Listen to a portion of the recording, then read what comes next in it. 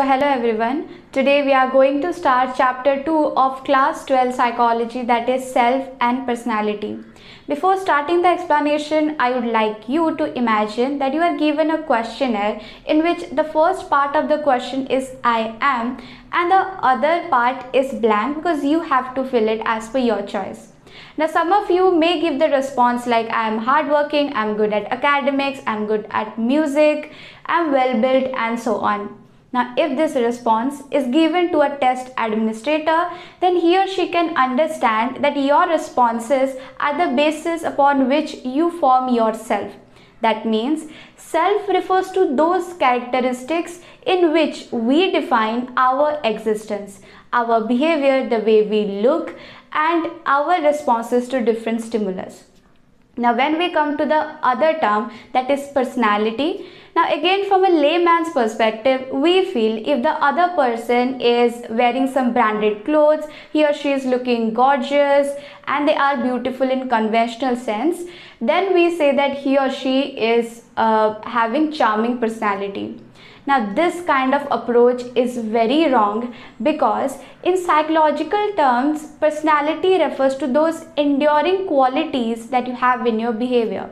For example, if you are a person who always put a lot of effort to start a conversation with the other person can be your parents, your relatives, your friends, and even stranger. If this quality is stable over time for 10 or 20 years, then you can say that this is part of my personality. The next term is personal identity. Personal identity refers to those aspects of a person that make her or him different from others. For example, if I say, I am Ablipsha, I am ambivert, I am a believer in God, I am honest, and so on. This kind of statements make me unique from others. The other term is your social identity. Now this refers to those aspects of a person that links her or him to a socio-cultural group. For example, if I say I am Hindu, I am Odia, I am Kshatriya, this kind of statements refers to the social identity because it links me to a socio-cultural group. Now let's differentiate between self as a subject and self as an object. Self as a subject refers to an entity that does something. That means, for example, there's a statement like I am dancer, I am performer, etc. Self as an object refers to an entity on which something is done. That means, example like I get easily influenced by others. Self as a subject means the self is engaged or self is described as a knower. The person knows about itself. Whereas self as an object means it actively engaged to know about itself. Not everything is disclosed. Now let's know more about the kinds of self. First is your biological self, which is related to your reflexes. That means we all know that a newborn baby cries when he or she is hungry, and that leads to the further awareness that I am hungry. However, there are socio-cultural contexts which modifies it. For example, you may feel hungry for water rice, whereas some other person may feel hungry for idli and sambar. The other part is your personal self, which refers to an orientation in which one feels primarily concerned about oneself. That means personal comfort, personal freedom, personal responsibility, and so on. The last is your social self, which is based upon our relation with others, and it emphasizes on qualities like sharing, affiliation, sacrifice, and so on.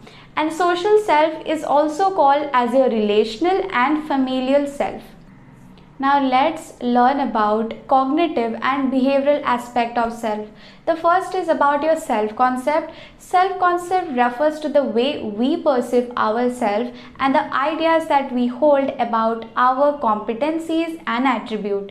It can be positive or negative. For example, if you are going to say that I have high self-concept about my speaking abilities, but I have low self-concept about my reading abilities. Then comes your self-esteem. In simple terms, it means the value judgment that we give to ourselves. It can be positive or negative. Now it starts from at the age of 6 to 7 years. If we have to differentiate high self-esteem from low self-esteem, then a high self-esteem person is confident, assertive, they are having good social esteem as well, and they have also high academic potential. Whereas a person who is having low self-esteem, they may be low on their academic potential, low social esteem, and also may display depression, anxiety, and so antisocial behavior. High self-esteem is developed by providing warm and positive parenting, whereas low self-esteem develops when there are more controlling parents. Means they try to take decisions of their children even if he or she don't need their assistance. Next is about your self-efficacy. It refers to the belief that we control our life outcomes, or it is by luck or fate. For example, if you got into a job, you believe that it was because of your hard work, or you believe that it was just by luck. Now it is based upon Bandura's social learning theory, and people having high self-efficacy, they are less fearful and they are also more risk-taking people. Then comes your self-regulation. That means the ability to organize or modify our own behavior. Now part of it is your self-control. Now self-control means learning to delay or defer the gratification of needs. And it also helps in achieving long-term goals. The most common example is that if you are preparing for a competitive exam, then you are delaying your instant gratification, like meeting your friends, chilling with them, spending time in social media, because you want to crack that examination.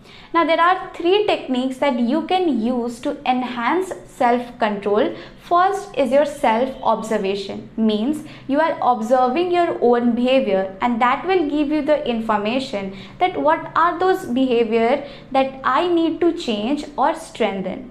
The second is your self-instruction. That means more often we instruct ourselves to behave in a certain manner or to do something.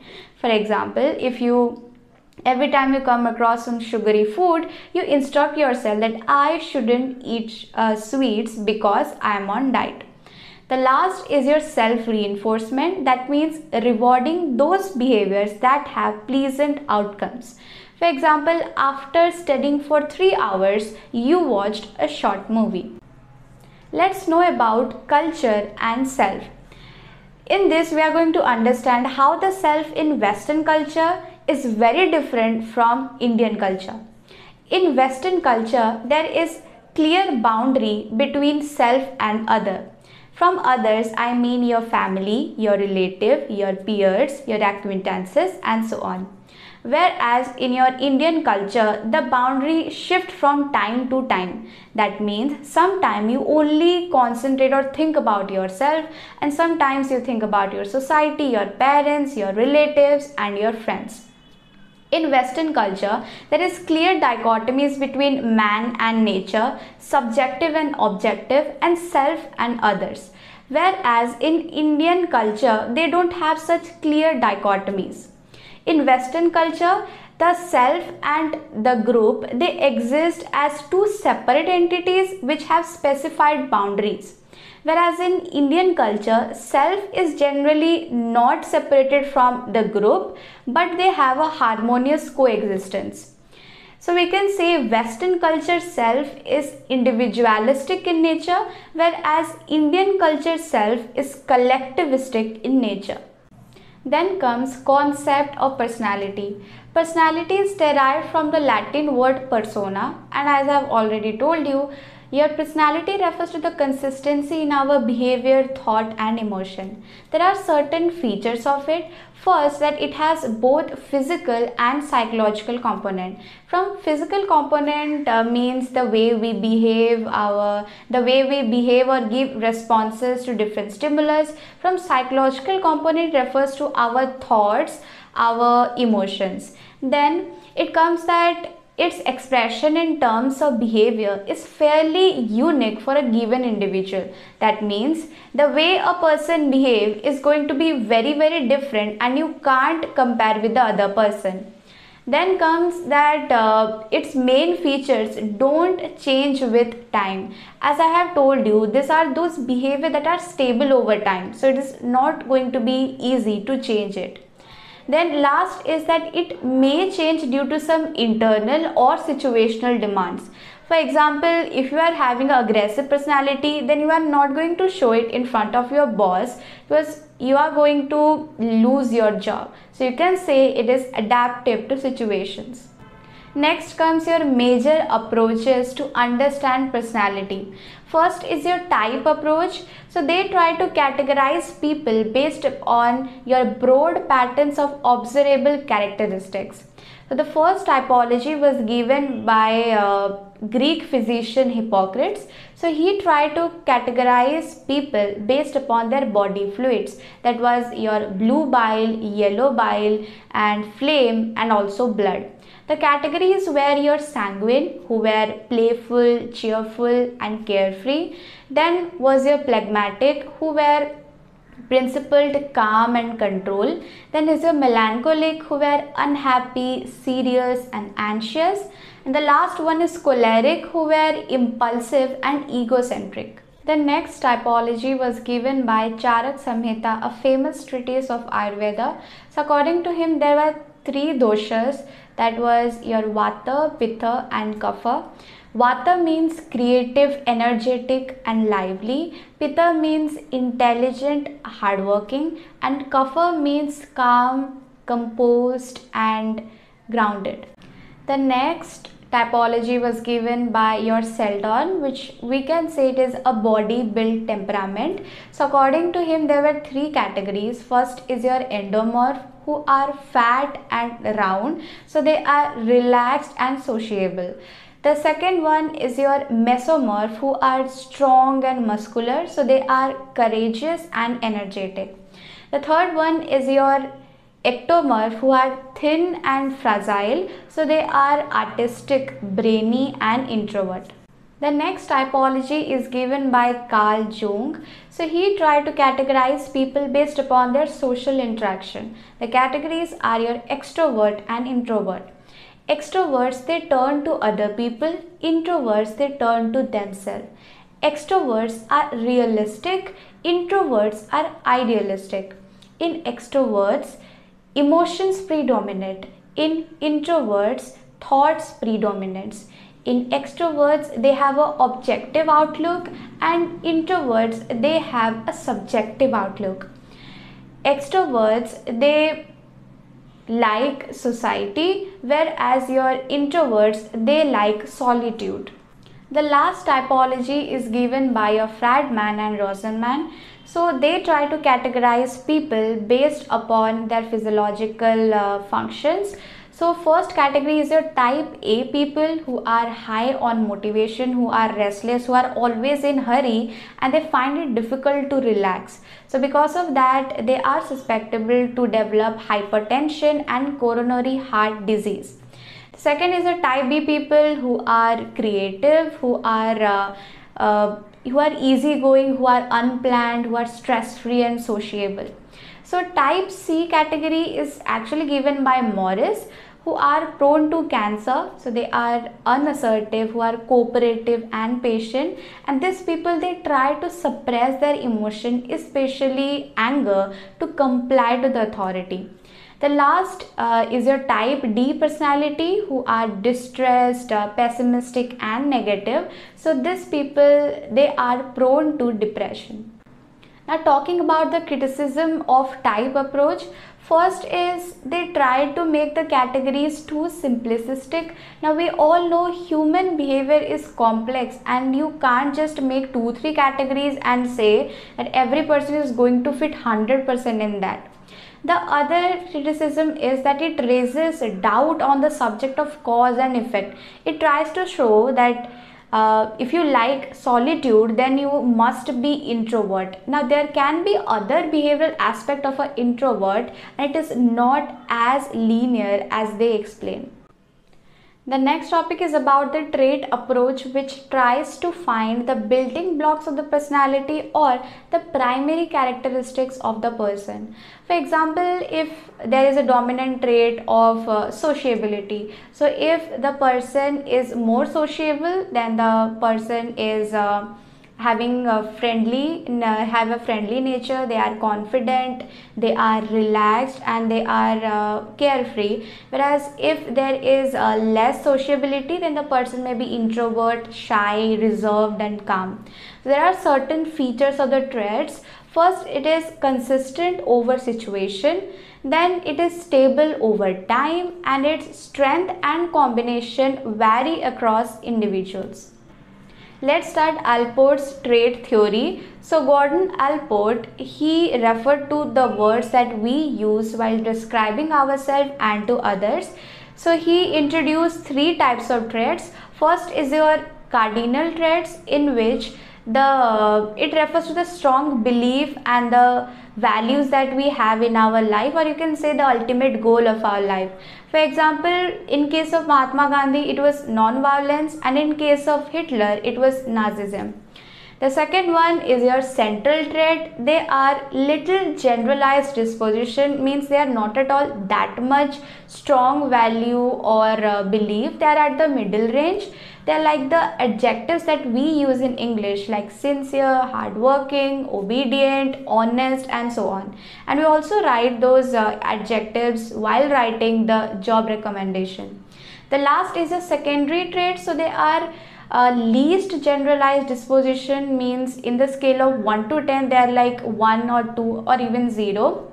They are like preferences, like I like mango, I like yellow color, or I like to wear sari, and etc. Next is your Catill's personality factor. Raymond Cattell believed that there is a common structure from which one person differs from other. He applied a statistical method called as factor analysis, and he also developed 16 personality factor questionnaire, or 16 PF. So if you are going to differentiate between your source trait and surface trait, so the source trait, they are the underlying trait, whereas the surface trait, they are the regular behavior that we can see. The source trait example can be to be submissive, whereas in surface trait, it can be the friend constantly gives in but never takes a stand. There are 16 source trait, and the surface trait comes out of after interacting with the source traits. The last topic of the day is Ising theory. So here Ising believed that personality can be reduced to two dimensions based upon the genetics and the biology. First is your neuroticism versus emotional stability. The people who are neurotic, they are touchy, they are anxious, they are restless, whereas the emotionally stable people, they are calm, they are even-tempered and reliable. Then is your extroversion versus introversion. Extroverts, they are gregarious, they are active, they are courageous, they are thrill-seeking, whereas introverts, they are calm, reserved, cautious, etc. The last is your psychotism versus sociability. The people who are high on psychotism, they are hostile, they have antisocial behavior and egocentric. Whereas people who are high at sociability, they are sociable, they are friendly, and they are reliable. With this, I want to end this video. I hope you liked my explanation. So please like this video, subscribe to my channel, hit the bell icon for latest notification. If you have any kind of doubt, let me know in the comment section. I would love to clear it all. You can join my Telegram channel to get the notes in PDF format. With this, I sign out.